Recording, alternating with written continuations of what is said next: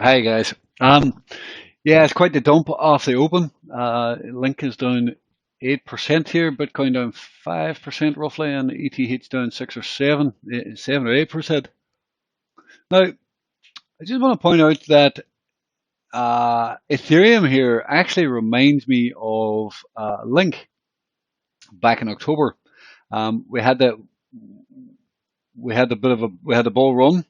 Okay, you had the bull run, We get the drop down into the white 100 moving average. We get the bounce back up into the averages and roll back over, and you can see sort of a similar sort of pattern there.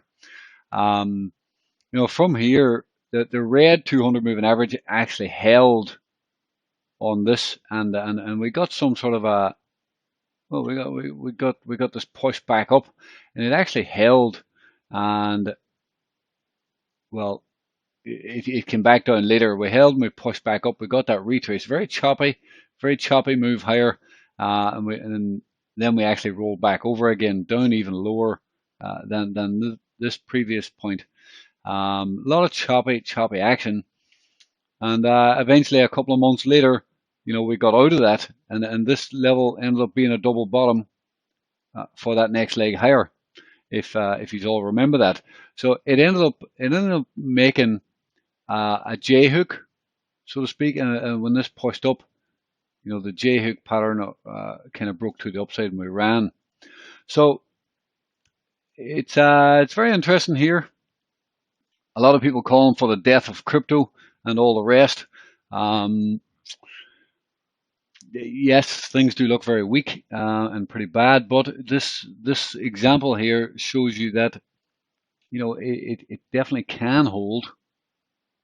I took a bit of a long there on Ethereum, slightly underwater, nothing major. It's close to break even. Um, but it was interesting yesterday that we got we got that bounce, a pretty strong bounce, and I know today is pretty bad, pretty poor, but we're coming back down for that double bottom.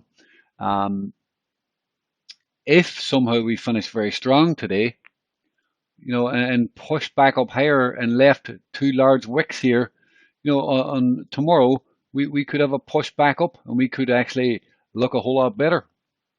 Of course, we really need to hold these lows, especially yesterday's low. Like price needs to, if price starts breaking yesterday's low, that's a very bad sign.